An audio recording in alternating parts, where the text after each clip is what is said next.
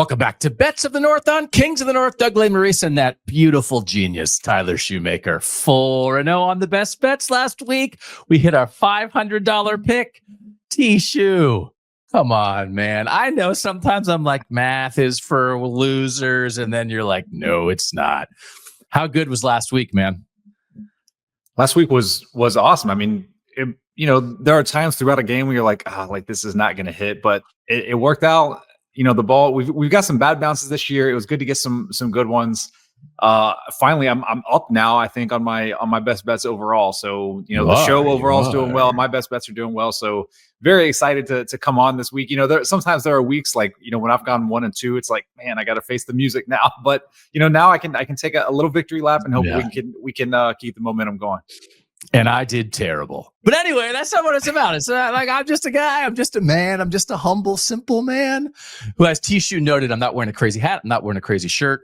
I'm going, as we record this, this evening, as we record this on Thursday, I'm going to my daughter's music concert. And I was like, well, I can't wear a lemon shirt and a backwards Pixar hat to a music concert, so I'll just keep my nice clothes for the show. TShoe last week, San Jose State +3 at Oregon State won. Boston College -2 against Syracuse. Landis and I both picked Syracuse, and TShoe was like, no, I believe in Thomas Castellanos. And then Bill O'Brien was like, actually, we're benching him. And TShoe was like, well, I believe in you guys anyway. And Boston College won that game. Cincinnati, West Virginia under 56.5. That hit. And then this one, TShoe, UConn -6.5 at UAB. I looked at, I was like, this is what I'm doing.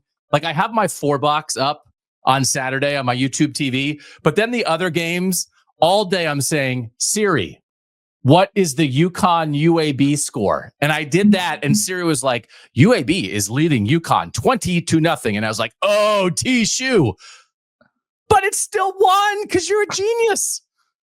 I'm a lucky genius, I guess. I know Ari was messaging me about that. Like, we were going crazy when they came back and then covered. They covered.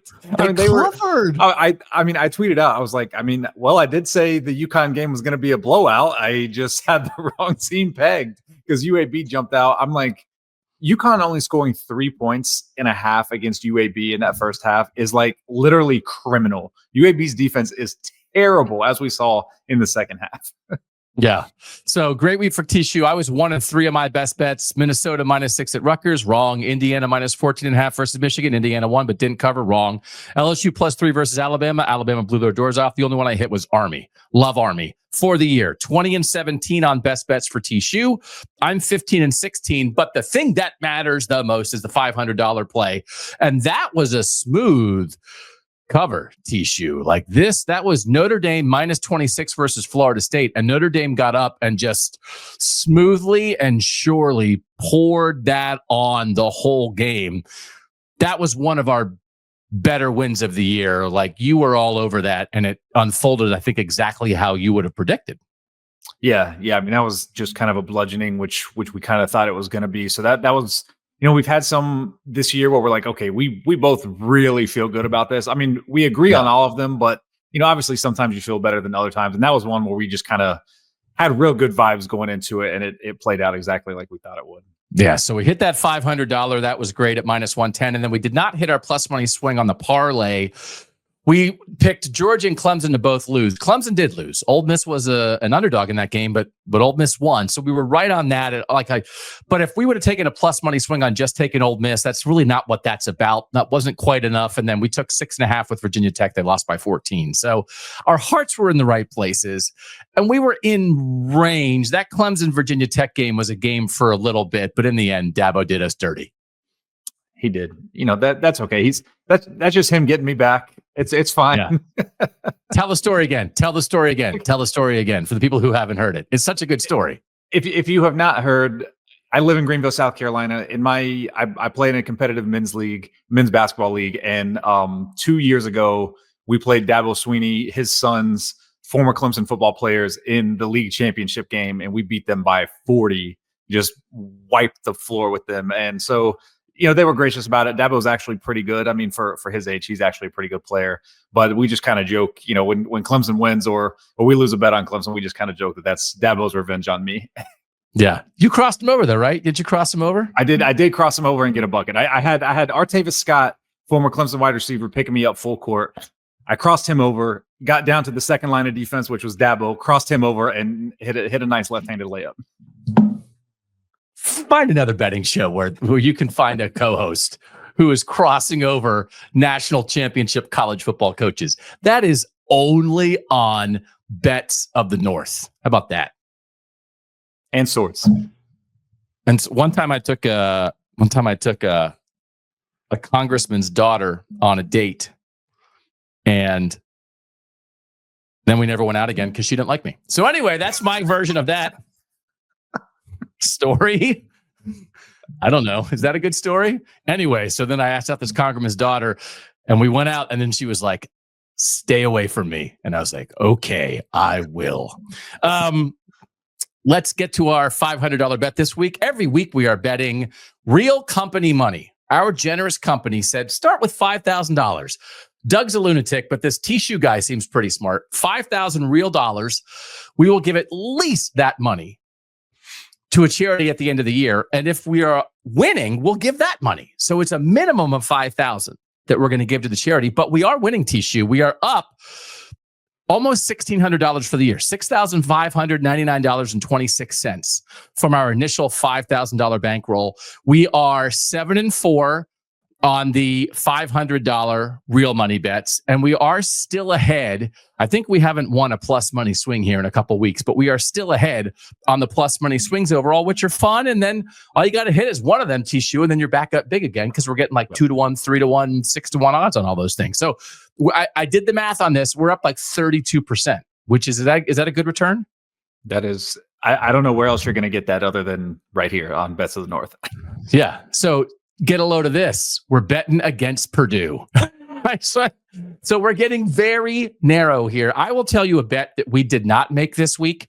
And this is kind of in line of like the orange parlay kind of stuff. I'm going to the Notre Dame game. So I was like, let's bet $500 on Notre Dame. Yeah, then I can be there and watch it unfold. That's a reason to bet $500 because Doug's going to be there.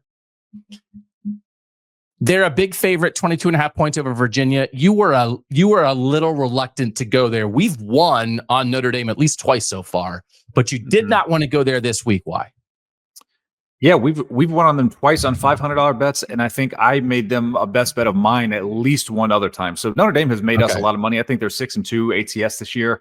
I didn't love the spot. I mean, they obviously hung a huge number on Florida State last week.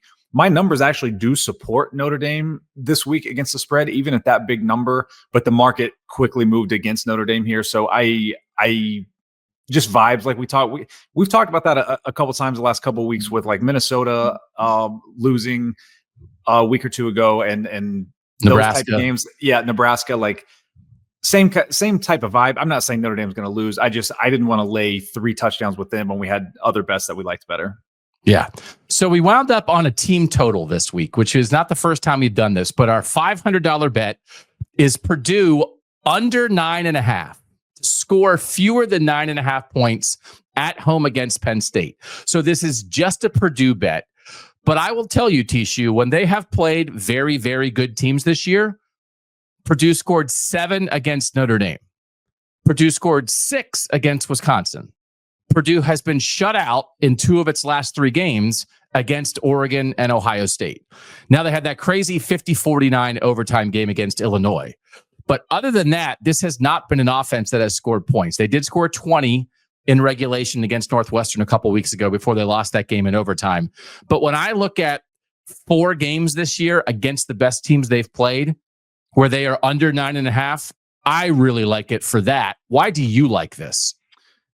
A lot of the same reasons. I had a lot of that in my notes as well. So you kind of took the words right out of my mouth. I project 8.7 points for them in this game. So I mean, that's about a 9% edge on a team total. That's pretty substantial.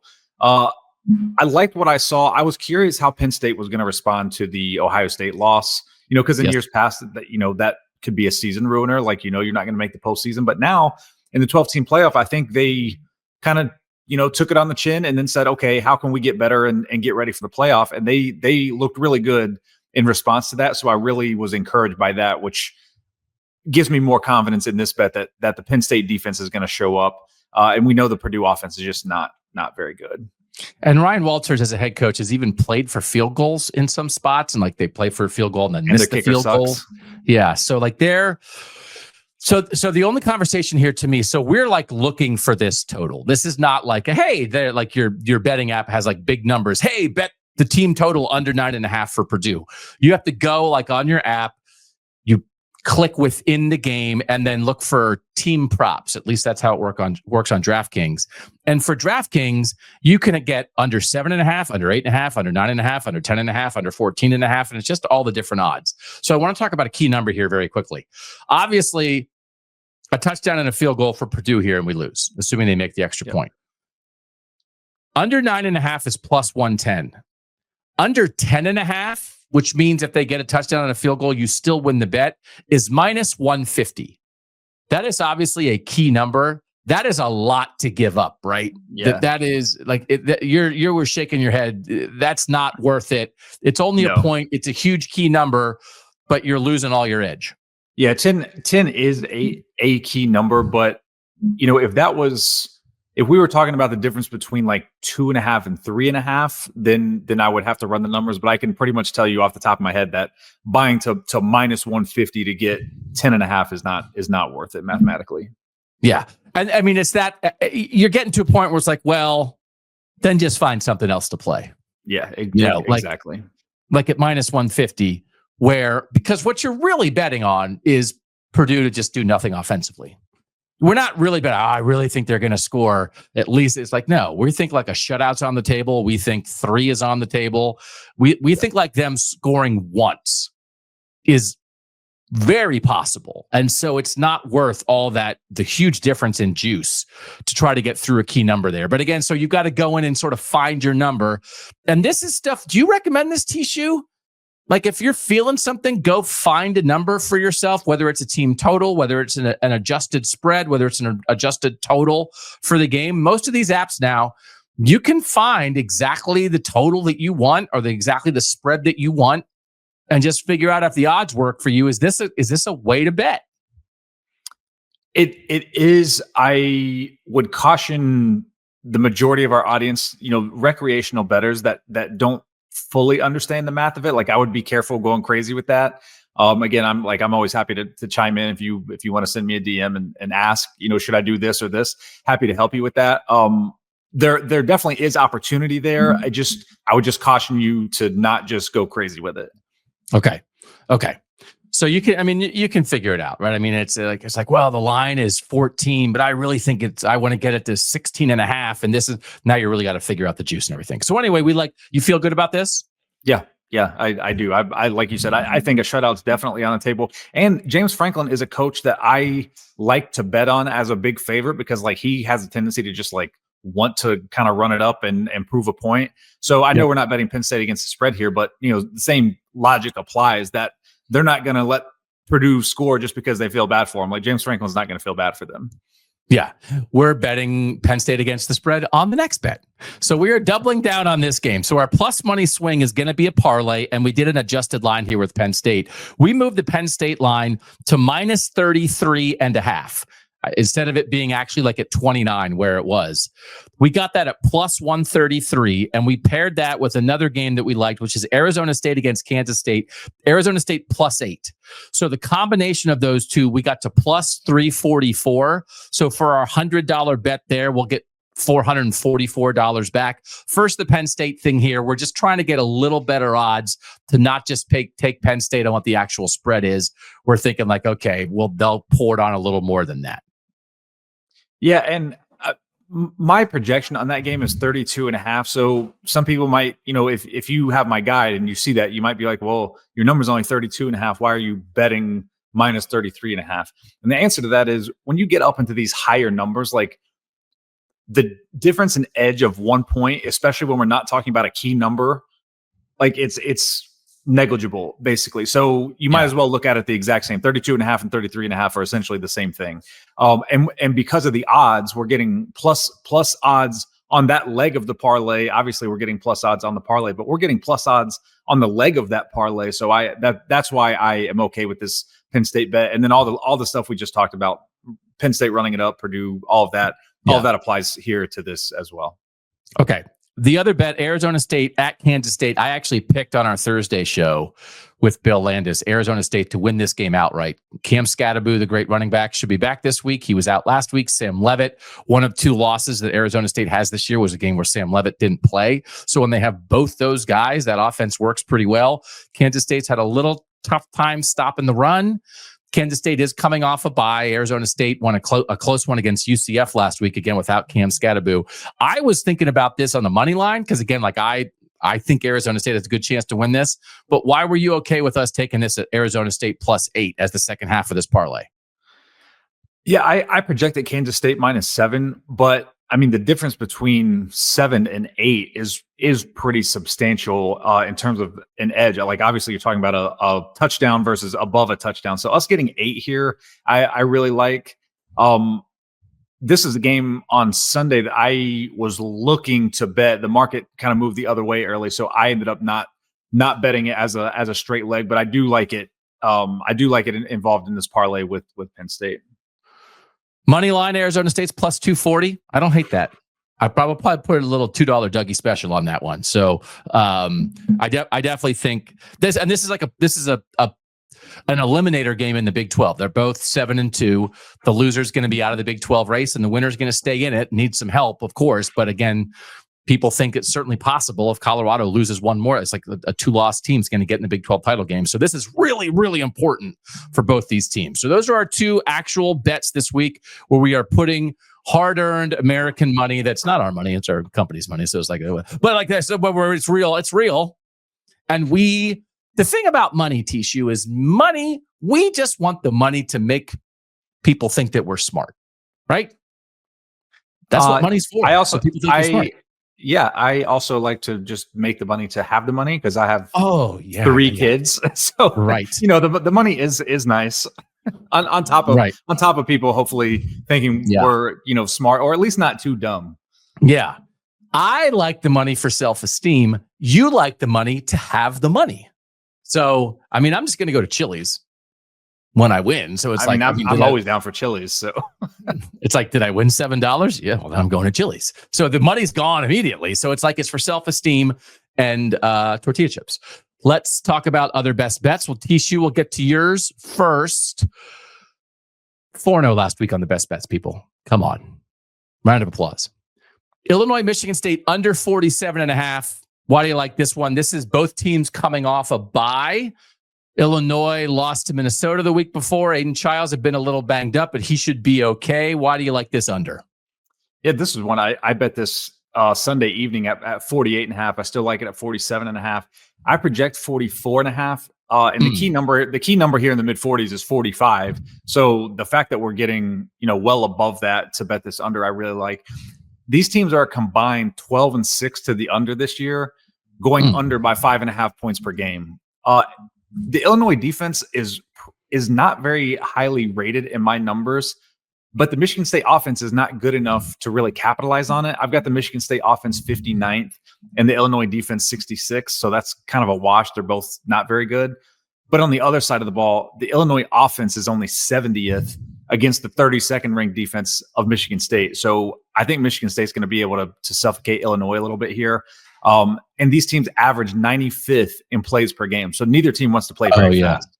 So, from a pace perspective, I really like it here too. So this is definitely one of my best bets. I wrote about it at vcent.com. I've bet it now twice. Like I really like this. I don't think Brett Bielema is going to let this season slip away for the Illini. I think the way he's going to do that is like battening down the hatches and sitting on this game. So I think there's a lot here that makes sense. You look at the second half of the season for them, 21-7 loss to Penn State, the goofy Purdue game, which I think you can almost throw out. They scored 99 in that game total in overtime. Then a 21-7 win over Michigan. That's sitting on you. They scored 9 against Oregon and they lost 25-17 to Minnesota last time out in a game that I think is pretty representative of like what this game could look like on a top end.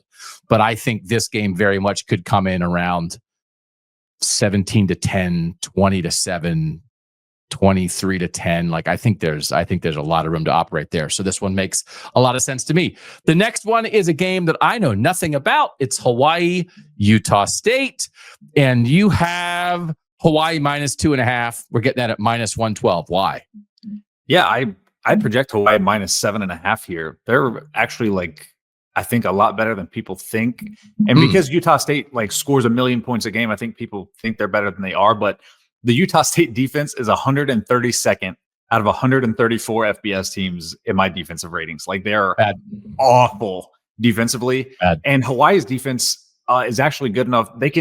Hawaii wants to really slow things down. Like all of their games, like I think when they played Boise, I mean, they just keep things, they screech things to a halt and just want it to be super low scoring. So I think they're going to keep that Utah State offense in check, and Utah State's defense is bad enough that Hawaii is going to score some points. And one thing that I really like here is Hawaii coach Timmy Chang went on VSiN programming this summer with my friend Tim Murray.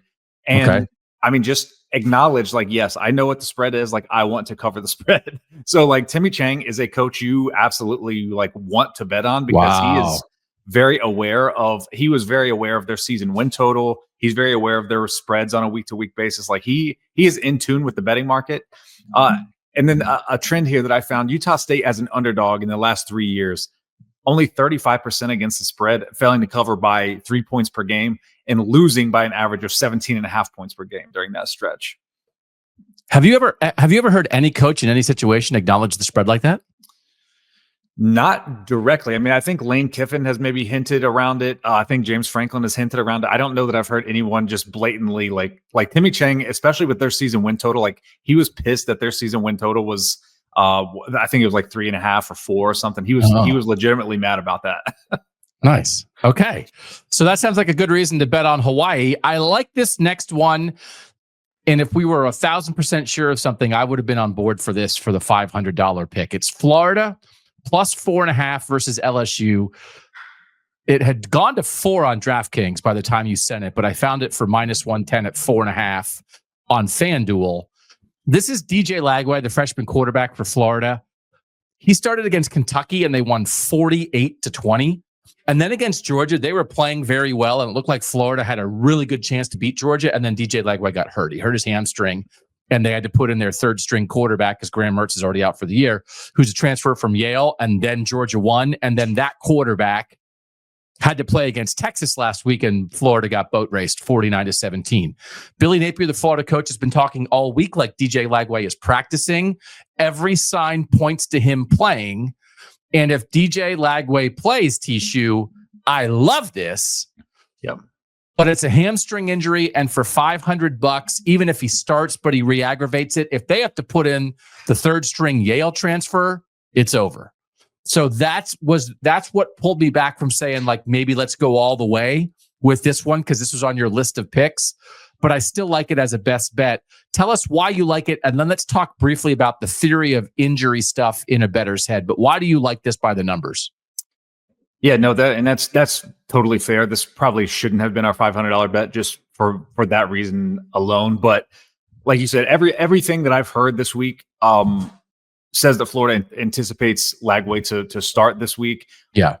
So the thing that really catches my eye here, I only project LSU -1, and that's with, like you said, Florida getting destroyed by Texas last week. So like that's obviously like factored in.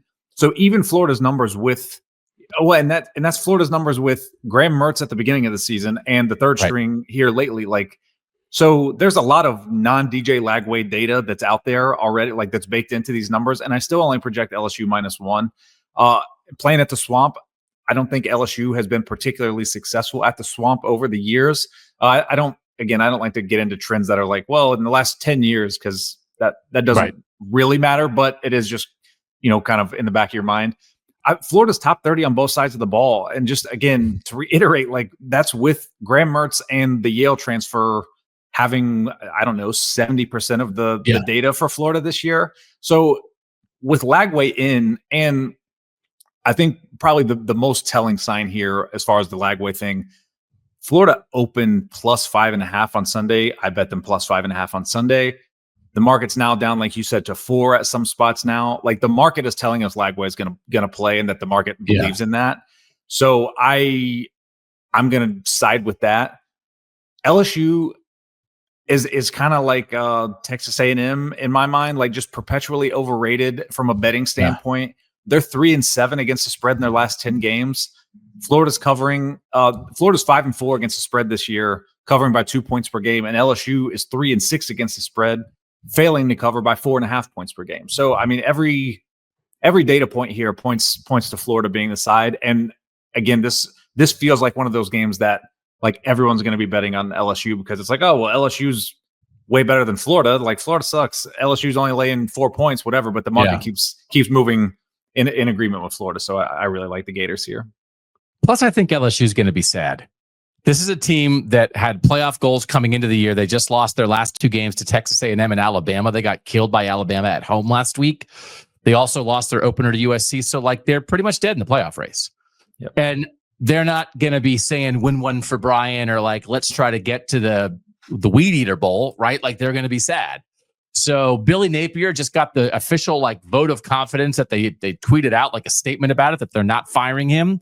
DJ Lagway is the future, and Billy Napier at least is a little bit of the future for now still. So is this one of those TShoe? Should people wait till Saturday morning to like double check that DJ Lagway is warming up and looks okay? But also, if you wait, then I bet couldn't this line move to 2.5 by game time? That's exactly what I was going to say. If you wait, because what happens with injury news, especially like when injury news comes out on game day, and it's gosh, I can't think of the guy. Anyway, when the report Pete Thamel, yes. When Pete Thamel tweets out like Florida quarterback DJ Lagway is expected to start and play today, like everyone's just going to go run and bet Florida at that point. So I mean, you're going to be giving up a lot of value. So if you trust whatsoever that he's going to play and you like Florida, if he does, grab them now would be my advice. Yeah. Especially because we could get through that key number. Is 3 your keyest of key numbers?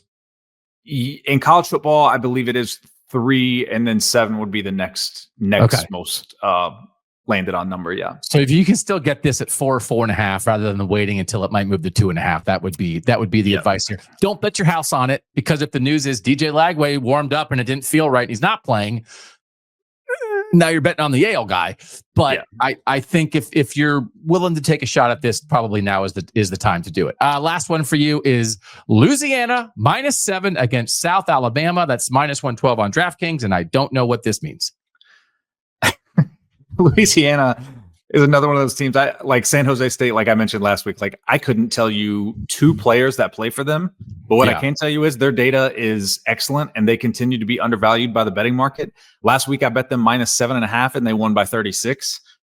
They are a real threat to win the Sun Belt this year. And like when I was on Sunday, when I was doing my updated resume rankings and resume plus power rankings, I was like, my God, Louisiana, are they really 16th? Like they are quietly a very good football team this year. I project them to win by 11.5 here. So that they're 17th in my resume rankings, 19th in resume plus power. So like they're putting together wins, and they're doing it impressively, at least in terms of how my motto interprets it. So I really like them. The last 3 years as home favorites, they're covering by 4.5 points per game. And more importantly, this year, when they're at home, they've got a +12 rating, 12 points above average FBS team. South Alabama has a -4 rating on the road. So that's a 16-point, spread, if you will. And this line's 7.5. So I think Louisiana's going to take care of business. I think they have a lot to play for. So I really like the Raging Cajuns here. Okay. I'm going to bet them. That's a $2 Dougie special now. You convinced me. My best bets, I actually had 6 best bets at one point. I was like, I'm feeling great. I'm going 6-0. And then I was like, Doug, stop. That's not why people are here. We had the math guy do 4 very reasonable bets. And then the lunatic came in and said, I got 9 for you. That is not what this show is about. So I dialed back to 4. First one is a money line that I would really like, but I'll take Kansas +2.5 at BYU at -105. I think Kansas is going to win this game. I told Bill Landis on the Thursday show, I thought Kansas, the way they played last week, would be the best team in the SEC. They were unbelievable. And I think BYU is potentially exhausted by a rivalry comeback and then like all the hubbub after it that BYU didn't create. But it's like that takes a lot out of you to do what they did at Utah last week. Landis said, yeah, but BYU at night, because this is going to be a 10:15 Eastern start, is a trap. And I kind of agree with that. But Kansas is like the best 3-6 team anybody has ever seen in their lives. And so I really like this. The money line isn't going to get you much, so I have it at 2.5. What do your numbers say on Kansas BYU? I'm so disappointed that my numbers disagreed with you here, because this was one I was looking for on Sunday. And I'm so mad that Kansas seems to have like figured itself out, because I bet their season win total over in the preseason, and like that was dead in September. Right. So everything screams Kansas here. The market's telling me Kansas. The spot screams Kansas. But as we know, like, when I've got a 5 point, my number's 8.5 on this game, BYU minus 8.5. Like, I can't go that far against my number. If it was even close, I would join you on this, but I can't go that against my numbers. But every other signal is telling me that you're absolutely spot on with this. And it's nothing against BYU. BYU is awesome. Kansas is rolling. Like, again, go watch Kansas. They're absolutely rolling. The next one is a team that is basically two different teams. So at home, I'm taking Washington -4 versus UCLA. They're 5-0 at home, and they can't ever win on the road. But it's senior day. They have a lot of guys who have been through a lot of stuff at Washington. I think they want to win for them. It's going to be a blackout. UCLA's had a great year. They've won some really good games lately, but Washington beat Michigan at home. Washington destroyed Northwestern at home. Like, Washington at home, they can't play on the road. And when a lot of this Big Ten like travel stuff with the West Coast teams is based around the fact that Washington is two different programs, home and road, I'll take them at home on senior day, -4 versus UCLA at -112. What do you have? Yeah, I might end up joining you on this. I was waiting. I haven't looked today, but I was waiting to see what the market was going to do, because the market just kind of sat stagnant at 3.5 on this game all week. But if it's moved to 4, that means it's moving towards Washington. My number is 4.5. I think this is the absolute peak of the market for UCLA. Like, I don't think they're ever going to be as highly rated as they are right now. So I think this is a great sell high spot on UCLA, and everything you said with Washington and the blackout and all of that, I think it makes a lot of sense. So I may end up joining you here on Washington. So my third bet, I did take Notre Dame -22.5 versus Virginia, because I at least want to have a best bet going while I'm sitting in the press box. And we sort of covered this. I still think it's more of the same with Notre Dame doing what it does. There's some really good numbers about how they've scored almost as many points in the second half as they have in the first half in their 6 blowouts. Like, they don't stop. We see a team like Oregon really control teams, but not try to score 50. And Notre Dame does try to score 50. So Virginia had a win against Pitt last week that I would imagine is affecting this line even a tiny little scooch, that actually Pitt got hosed in that game and Virginia shouldn't have won. And also Pitt's offense has fallen apart. So I don't think Virginia's that good. And under 24 on this, I feel pretty good about it, TShoe. So I'll take the Irish. Yeah, I don't blame you one bit here. Virginia makes me so mad. Like, I've bet against them so many times this year, and every time I do, they play out their butt. Like, it's so annoying. Like I mentioned earlier, I've got my numbers are all over Notre Dame here. Notre Dame -31.5 is my number here. Okay. But like I said, the market just quickly jumped on Virginia.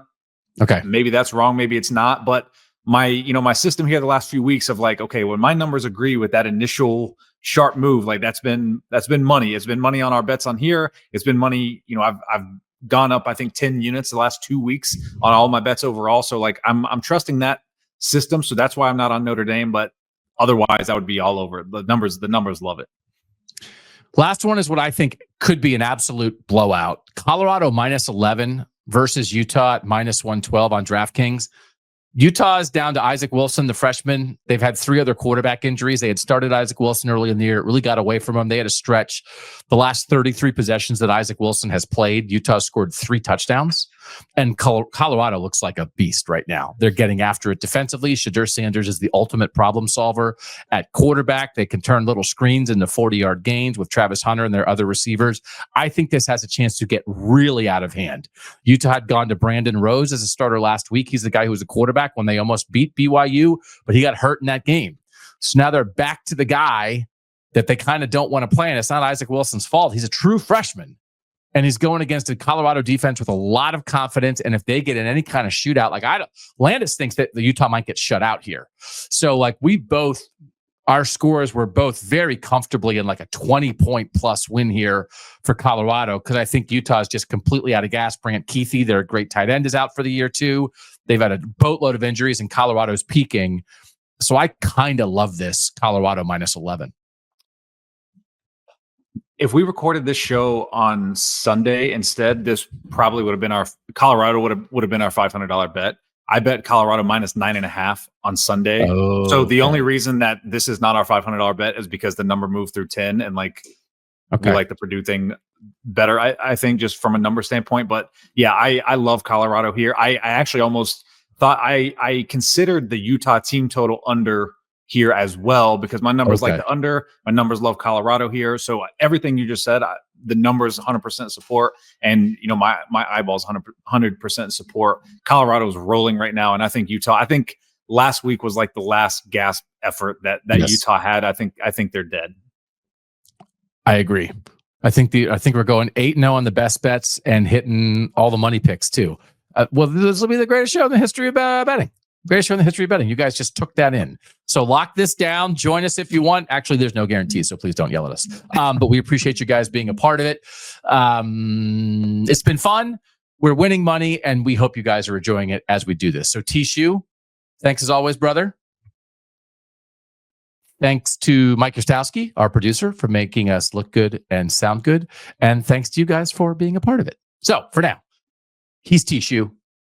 I'm Doug Lesmerises, and that was Bets of the North.